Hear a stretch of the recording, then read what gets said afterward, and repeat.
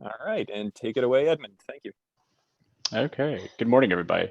Feel free to stop me along the way if you have questions on specific topics. That might go a little smoother rather than if we wait till the end, but up to y'all, whatever you're comfortable with. I'll try to keep an eye on the chat over there as well. I can get it to pull up. Okay. So what is biotech, in case y'all aren't sorry, familiar? just real quick, before you jump into this part, can you just give us a little bit of background on yourself? On myself. Okay, so let's see. I'm Edmund Miller. I did an undergraduate degree in molecular and cell biology at the University of Texas at Dallas, and then I did a master's through the fast track program in biotechnology, and then now I am working on my PhD there as well in molecular and cell biology on that. And then I specifically do more functional genomics and bioinformatics research on those rather than like necessarily what I like. Some people house that into biotech, and probably in the biotech industry that's housed in it for sure. I don't work directly with some of the things that I would consider more biotech in terms of like agricultural stuff that a lot of people would think of on those. So any other questions on me? No, that was perfect. Thank you. Okay. So what is biotech? So this is the general definition, which is kind of scary. And it's the integration of natural sciences and engineering sciences in order to achieve the application of organisms, cells, parts thereof, and molecular analogs for products and services. Whole lot of jargon. So basically, the entire point of it is it covers a broad range of things, from artificial selection of animals to genetic engineering of them as well, and other plants and animals. The basic point is, how can we use biological systems to then make products to make our lives better? And so these kind of go a long ways back as well, of like we've been doing this before we think of like biotech in that sense and really putting the tech in it. You can go all the way back to human-derived agriculture, and that's just where we're selecting for, or like where we're just planting plants. It could be considered biotech as well, and that's something that we're using for our improvement of our lives. Brewing would be another great example of biotech, of we're harnessing yeast to ferment alcohol in these beverages. And then selective breeding is also another great example to improve the production of crops and livestock, and basically picking the best of those to then go on and continue the next generation of that. So, and according to Wikipedia, there are colors of biotechnology, such as gold for bioinformatics, for example, and I'm not exactly sure why. Maybe it has to do with the conductors, or because it's expensive for compute time. And so YC, which is a common, startup incubator, I guess I'd say. I don't know how to describe YC, but they've started actually investing more recently in biotech, and they're kind of leaders in the like VC area. And so a revolution is happening in the life sciences that's reminiscent of what happened in software in the 90s. And basically the cost and the cycle time have gone down for biotech. And so it's possible for new startups to start doing groundbreaking work based on that. So it's really starting to boom recently, and I'm assuming y'all are in Boston based on the Boston Debate League. So you're probably very familiar with biotech and the Broad Institute and all that stuff as well. I've heard you can run into people on the street that work in biotech all the time. And a quick question for you in the chat, just on the previous slide, I believe. Yep, go for it. Is selective breeding similar to genetically modified foods? It is similar outcome, different methodology, and we'll cover GMOs in just a second as well, and hopefully answer some of those questions. So again, back to it, biotech is a very wide umbrella term. Food and agriculture could be in there, energy such as biofuels and like ethanol production, microbiology, such as DNA engineering, which is kind of getting more like GMOs, for example, bioengineering, and then also in medicine and pharmaceuticals as well. Like the creation of penicillin would be considered biotech, and harvesting, I can't remember, it was some form of a yeast, I think, that they used to produce it originally. So on the level of national relevance and problems. So there is a thing called the Genetic Information Non-Disclosure or Non-Discrimination Act, called GINA, that came out in 2008. And basically it prohibits health insurers from denying coverage to healthy individuals or changing that person's or charging them higher premiums purely based on their genetic predisposition. It covers most situations like this, which is great because you don't really want someone who has health, or someone, basically you don't want for-profit things starting to push people out because they're genetically predisposed to a very expensive disease, because it's not economically feasible. That's what we're trying to avoid. And we're trying to avoid people being a part of the system and getting gamed out of it, because we can start genetically testing everybody and then say, okay, we're only going to give insurance to people who have good genetics.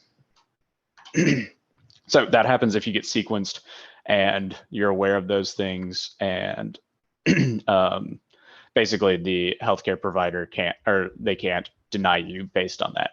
However, this starts to be a problem with 23andMe, because they're not a medical provider. You're not going through them to get sequenced because you have some rare allele or like genetic mutation. This is just kind of you doing it for fun. So it doesn't have to follow HIPAA because it's not a medical provider. And then GINA doesn't extend to discrimination based on genetic information for long-term care and disability insurance for providers, which is part of the issue of like a lot of people will take out big. So this is an issue of when you start to go sign up for healthcare insurance, you have to click that you have or haven't taken this genetic sequencing. And whether you're aware of this information before you're signing up for them, because afterwards, when you end up with some debilitating disease and they're footing the bill, they're going to come back and deny you that treatment because you were aware of these things and played them back. So that's kind of an issue to dig into further based on those and all of these other kinds of regulations. And there's plenty of other sequencing or DNA or getting people, like this isn't actually sequencing, they're just putting these on a chip, but there's plenty of other genetic information things that are kind of a gray area. And so according to their Section 8 of 23andMe, it's also free to preserve and disclose any and all personal information to law enforcement agencies or others if required to do so by law or in the good faith belief that such preservation or disclosure is reasonably necessary. And so basically this is saying that like they haven't turned over anyone's genetic information for law enforcement reasons yet, but they can, is the point. They haven't done it because it would be really bad press, but they could if they wanted to. And they have provided it to basically identify a body in a crime as well. So there starts to be a lot of gray areas when you start just giving out your DNA sequence to people, and it should be a very private thing. It's very identifiable and also kind of determines a lot of life things as well. So anyone have any questions on like genomic privacy? Okay. So GMOs are also another hot topic I think are going to come up for y'all. So basically, what are GMOs? They are genetically modified organisms, is what that stands for. And usually it's modified in a laboratory using genetic engineering or transgenic technology. So going back to the question from earlier, that's a little bit different from selective breeding, where selective breeding, you're still leaving it up to nature to pick out those proper genes and assuming that those are like the genetics that you learn in high school isn't really how things work, but like basically you're leaving it up to chance still, even if you're at least taking that half of the coin and saying like, this is going to be a tall plant, for example. You're still leaving it up to the breeding. Whereas GMOs use various technologies to actually go in and change the DNA of that seed once that seed's created, rather than the combination of the gametes. Does anyone have any questions on GMOs in like conceptually? Like I'm trying to avoid going into all the fun technology aspect of that and talk more about the ethical pieces of that. Are there GMO regulations that are international, or are those controlled largely by a country-by-country basis? That's a good question. I don't know. I'm assuming they're on a country-by-country basis, which yeah, that's a good question, and I'll talk a little bit about that. Could you also talk about potential problems if there isn't a consensus on how these entities need to be regulated? Right. That's what I was talking about. That's kind of an interesting issue of, you suddenly have like all things that are for like, that's the problem of like for profit. And it's like, yeah, we can say this is great, we produce more fruit. And that's where people get scared, is like, we can produce more food, but then what's the long-term health benefits? Or like, what is this doing to people's health? Is this actually a potato that has the same nutritional value in the end? What happens after a couple generations of that? Various things like that. So exactly, important for people to get on the same page on that, and for these to be tested, and for them to be properly regulated and not left up to just what makes the most money. Yeah, go for it. I have a question about the labeling of products in stores and supermarkets. Everything we eat, produce, and vegetables are mostly genetically modified. Is there any policy around the labeling of products in stores? Like regular people or ordinary people don't even know that some or many of the foods we eat are genetically modified. So again, not an expert on that. There is like, I did find the non-GMO project, which you've probably seen quite a bit in their labeling of those. So I think there's only like 20 approved GMO, or maybe it's 30-ish approved GMO, like fruits and vegetables and whatnot that have been created so far. And they actually just approved wheat, was what they were saying as well. So there's not that many out there. It's a lot of common things as well.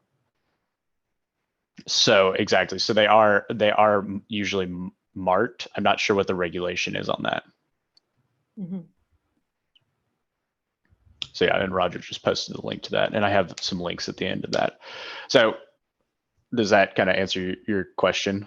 Of like, I think, yes, exactly. I think the ethical thing is it should be labeled. People should be aware of that and make their own health decisions. I think you'll also see, though, that there will be a price tag for that increase as well.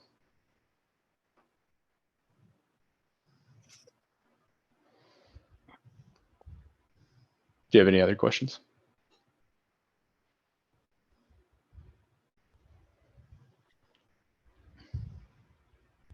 I think you're good to keep going. Okay. I didn't know if she was going to mute or not. So anyways, so the argument for GMOs. So we can then genetically engineer them for traits such as drought resistance and pest resistance. So we don't have to use less pesticides that then get into the water, just based off of giving them various properties from other plants. And this doesn't result in like a Franken plant. This is just maybe a gene that produces a protein in it as well. And so we've been using and so kind of the argument is what we were talking about earlier, of like, we've been using plant breeding for a long time already. This is just a much more improved version, to where we don't have to wait for generations and generations to finally get the traits that we want in these plants. We can just pick and choose and start to really select these quickly. And so also, like, some people argue like, oh, we're putting viral particles in, et cetera, based on the nature of like how we've done this in the past. And trying to get that genetic material in there. But plants also get infections and get genetically modified in nature as well. And those can happen on a daily basis. So that's kind of already a risk for that. And really the argument for GMOs is we need to find solutions to increase our food production as food demands increase. So that's kind of the whole point of doing that, is we need things that are drought and pest resistant and things that we can grow more consistently and on such a large scale without stripping the land of all the nutrients. So the flip side of that, and kind of the point against GMOs, is there's no scientific, this is what non-GMO claims. There's no scientific consensus on the safety of GMOs, and most of the research claimed to use GMOs that are safe have been performed by biotechnology companies, which would be a conflict of interest. So that's kind of their argument on those. I don't know who else is going to do the research as well, and it's kind of an issue of like, we need better funding, which is kind of like the problem with most science. Is the only people that are doing the actual research are the people who are profiting from it then. So we need more public research, would kind of be the argument. So does anyone have any questions on GMOs? We can come back to any of these as well. I wanted to ask if at all, I mean, you may not know this because this is probably really like policy based, but if there is any way that biotech companies could like ethically fund research, like fund public research, kind of but they wouldn't obviously be the ones conducting it. Is there anything like that could happen, or is that just like ethically, is there's no way that they could really claim that they're not influencing the research because they're the ones that are kind of backing it? Exactly. So they've tried doing that and they've tried funding it like that, but then you end up with people just spoofing results because that's what pays the bill at the end of the day. And we really need to remove the monetary incentive from science. And that's my opinion. Because it doesn't matter where the funding is coming from is then suddenly, or even if it's coming from a like public entity as well, the problem with that is you're still motivated to have good results so that you get more funding in the future. But that's a whole separate issue of like, how do you do scientific funding?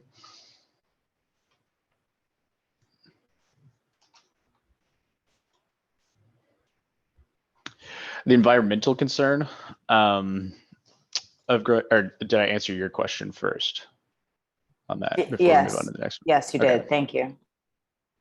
So the environmental concern about growing GMOs, I don't know if there's like, I think the whole point of GMOs is to be more environmentally friendly to those, instead of using like, that's kind of the whole point of GMOs, is that they work better with the environment.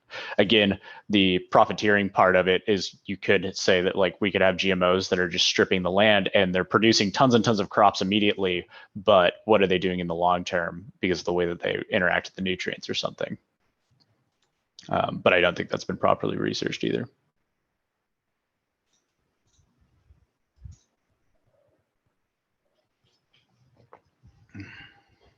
So I think the argument is, or GMOs are in favor of being more environmentally friendly. It's just, what does that actually look like? And is that still a focus, or is that just a selling point that they're trying to make, that in reality, we're still stripping all of the nutrients out of the land?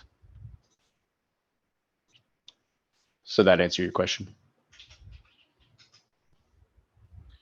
I'm sorry, I don't know. Okay. Are there nonprofits or government or international agencies that are aggressively pushing GMOs? I'm thinking about like the World Food Prize. I know has come under a little bit of pressure. Right? Is that I just don't have a sense of how much this type of thinking is dominating this space, or this is kind of now like outdated and fringe? I don't either. So that's a great question, though, on those of like who's pushing I think like the people who are pushing the GMOs are the people making the GMO seeds and investing in that and creating those. That would be my guess as to who's actually pushing that. But exactly, are there nonprofits that are actually in for, or like people who are just trying to do good in the world and are trying to push those? Yeah, that's a good question. Something to look into.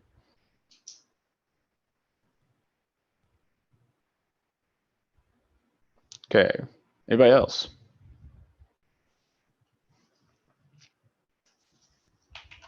Okay, we'll move on. So CRISPR-Cas9, you may have heard of this before. This does kind of rope into GMOs as well and how we can start to modify things. So without going into all the fun science stuff and getting deep into that, basically what CRISPR-Cas9 allows us to do is really shut down genes, delete them, or correct and insert them. Basically, if a scientist can dream of a genetic manipulation, CRISPR can now make it happen. Of all the stuff that we were doing previously with GMOs was a lot of like finagling and shooting in the dark and hoping that things worked out based on that. And kind of we're trying to infect it with this and we're hoping that that takes up the DNA, versus with CRISPR-Cas9, we can really get in there and start to use scissors and other things and start to modify these things in a much more fine-tuned way. So that's really exciting in terms of possibilities as well. So there are some controversies with that, of like there's a lot of potential here and it's a great technology. The problem is people misusing it as usual, and that's where these things start to get bad. So there was a Chinese scientist who claimed to have used CRISPR-Cas9 to create embryos that then resulted in the birth of twin girls who were immune to HIV, was his goal for that. The problem was he didn't really check with anybody and say like, is this ethical? We didn't talk about it. So that caused a lot of uproar. And that's kind of where you start to have issues with CRISPR-Cas9, is that a lot of people can do, like, it's very accessible to use in that sense, or it's not as complicated of the GMO and all that stuff. That was very difficult to do and probably wouldn't result in viable embryos, for example. So again, we need regulation. Ethical questions need to be answered across the board. Like we were talking about with the GMOs, of like, what's the global picture look like? What's acceptable here? Are we falling behind because we're letting other countries do whatever they want with CRISPR-Cas9? So basically, it's accelerated the field before we could before we could achieve consensus on what we should be doing with it exactly, and what's acceptable and what kind of research can we do. So does anyone have any questions on CRISPR-Cas9? This might be, I don't know, it might be more of a debate league question, but I know some higher ups were kind of concerned about the possibility of like a eugenics debate, but I just don't really see how that's like avoidable hearing about this kind of piece of this topic specifically. Yeah, exactly. That's kind of it's also a problem of like, are you picking your baby's eye color then? Because we can. And are you trying to make sure your baby isn't disabled, which is like really, really problematic. Right. Well, that's more of a genetic screening thing, which is very common. And kind of outside of that, the question would then be like, okay, we did a genetic screen. We saw that our baby is going to have this possible mutation. Do we go in and edit it out? Is it more viable to like is your choice then carry the pregnancy to term or abort it? Like that, it brings in a lot of other ethical questions is the point, versus like, should we fix it? So really just focusing on, should we fix this person's genetic diseases? Do we wait till it's born to fix its genetic disease as well? Like what about people who develop diseases later in life? Yeah. So. And you said that does fall under the umbrella of CRISPR. Like that would be like, you could do the genetic screening and then the CRISPR would be like, you quote unquote, hate this word for this, but would be fixing the DNA using that. Right, exactly. Like, okay, take out like any eugenics stuff of like, let's just talk about like maybe the child has a genetic abnormality that causes it to not have a limb, or the limb's not growing properly, for example. Like, we do screening for that all the time already. The question is then, do we intervene and fix that? Rather than like selecting eye color, like that's vastly problematic. The question is like, do we fix things that are going to cause it to have a bad life? On that, and again, you can extrapolate that to like what is a bad life, but we're talking about like, or sickle cell disease or something, you know? Yeah. When you mentioned this thing that happened with this Chinese scientist, I know that happened a few years ago. Have there been any regulations put in place since then, or is there like an attempt to do that? I do not know. Based on that, we have, I don't know. I think it was a lot of, not my field exactly, but I would probably look into that if I were y'all. That's probably going to be a big talking point. Yeah, and I'll say with a lot of these things, with the general topic area being about NATO, especially for your high school varsity debaters who might be interested in writing their own case, the argument that a lot of people will be making is that they should expand the purview of NATO beyond just, a military alliance to start to align, and have some standards around other things. And there are certainly reasons why NATO should not be anything more than just a military alliance. But if you're trying to figure out a way to, make an argument that ties into the U.S. working with NATO, it can be on potentially any of these topics, right? That the U.S. should align with other countries on standards for these things.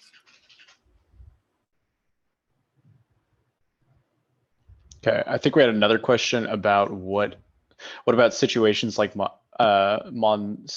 Monsanto, in which seeds can monopolize the farming process? Does NATO have an obligation to monitor these multinational orgs? I'm not familiar with that. Someone would like to explain what's going on with that, and I can give you some perspective on it. I'm sure. So, and it's interesting because I'm also kind of carrying this whole idea thematically over into the kind of CRISPR situation. But the situation with Monsanto is now you're talking about an organization or a company rather, going into India, passing out seeds, and then somehow their seeds can only be used on the farmland to grow food, so it's kind of like this monopolization of the farmland, that everything else becomes kind of like impossible to grow in those spaces. And I'm even thinking about, kind of like what the direction that a CRISPR is going, the road that they're going down in terms of the monopolization over certain elements of the biological process. But they're multinational corporations. They're not necessarily one nation.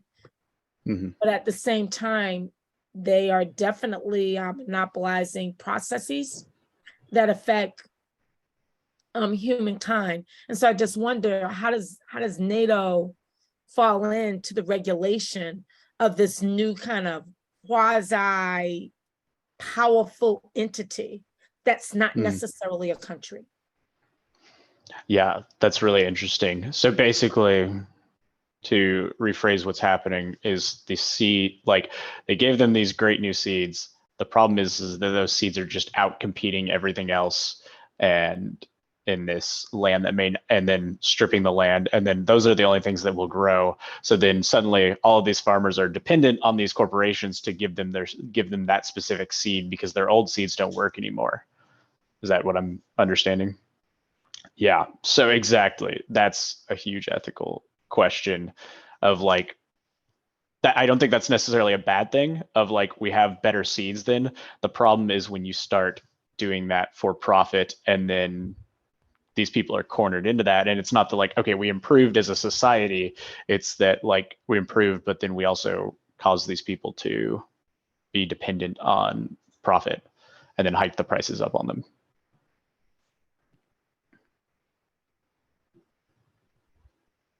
So yeah, I think that all needs regulation around it would be the consensus. It's kind of then what's the regulation on that? So we've got just about 4 more minutes here. So I know, Edmund, there's a couple of international implication slides, and then maybe a last question or 2 would be great. Mm-hmm. So let me get through those and then I'll come back to your question if we get to that. So international relevance and problems. So bioweapons are another thing that they asked me to talk about here. So a common example would be anthrax and the infection caused by that by the bacterium Bacillus anthracis. So a problem with bioweapons that I don't think a lot of people are considering is a lack of regulation for materials to create a novel bioweapon could lead to domestic terrorism. So instead of people, like we've seen what has happened with gun violence across our country, for example, imagine if instead of doing that, we're talking about massive scale bioweapons and infections and other things that you can just make in your garage, you know, just like 3D printing guns, but even on a huger scale. So that's really problematic. And I don't think enough people are talking about that. And you can just look at our like COVID-19 response based on those and how we were like, and then that gets into a whole NATO thing of like falling into misinformation and various other things and not having a consensus as a country as how to handle those things. Yeah, I think bioweapons would be a really interesting thing to talk about, and really that like some high school kid in his garage can make them just off of information on the internet and being able to order these things. I think, yeah, and then that's just links. So do we want to answer this question? Does anyone have any questions on bioweapons?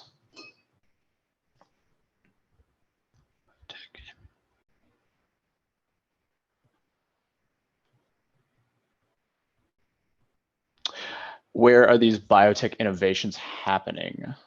I don't like, exactly. I think the whole point with the innovations is it doesn't really matter where they're happening. It's not that it's like it's not on a, like, I guess it's not very hard to get the materials from those. CRISPR-Cas9, for example, is a naturally occurs it's like in the bacterial viral defense system, for example. So really, like once we're publishing these things, they're vastly accessible. It's not like a nuclear material or something. Is that these people can get to these things if they want to, is kind of the problem. And I think we're really going to start to see a lot of ethical issues with that coming up in the future.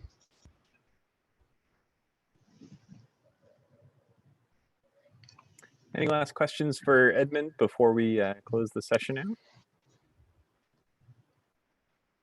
I apologize. I recognize I'm taking up a lot of airtime, but this is fascinating. Edmund, is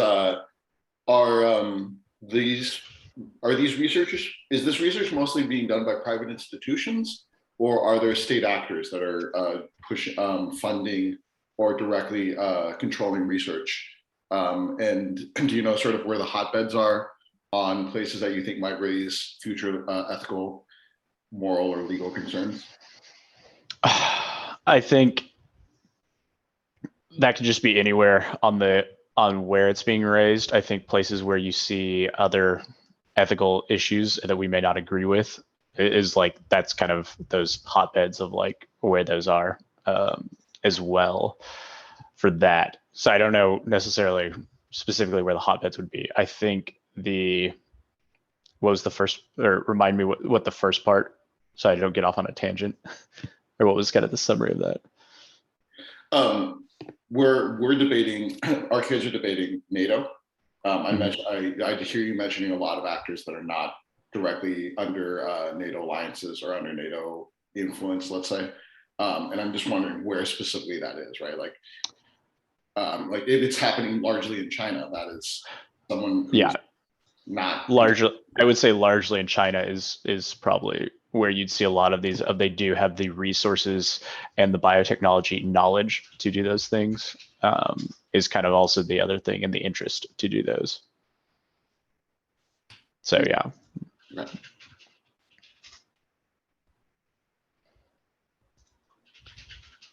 All right. Well, I'm going to close us out here. Again, thank you to Edmund for sharing what you know about biotech and those resources with us. And coaches, same as with Albert, if you have any questions for Edmund, you can include those in the exit ticket at the end of the day, and we'll pass them along and get you some answers back. So I know there's obviously tons of directions, many different ways that people can go with these sorts of things, but hopefully the main goal of this session was for you to have a stronger understanding of what some of these big ideas are. And so I really appreciate Edmund covering each of those and just giving some exposure to the main themes. It was really valuable. So now when your students come and say, oh, I want to talk about CRISPR, you have a sense of what CRISPR is, that kind of thing. So we're going to be back here in this room in 10 minutes. So I'm seeing 10:47 on the clock. We'll restart the next session at 10:57. And again, thank you to Edmund. And I'll see you all in a little bit. Thanks.